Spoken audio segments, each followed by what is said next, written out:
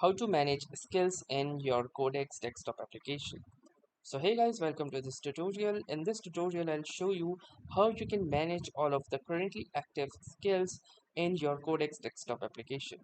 So first launch your Codex application and then click onto this plugins option at the bottom or at the top left corner. Now once you will do this, you will see the skills section. So click onto this skills section and then click onto this manage option right here.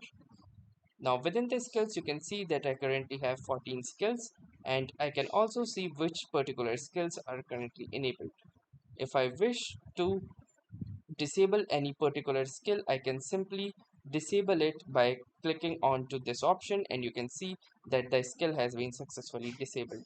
Alternatively, I can click onto these three dots which are present right here and open that particular skill to learn more about the same. So that was all for this tutorial. Thanks for watching and have a nice day.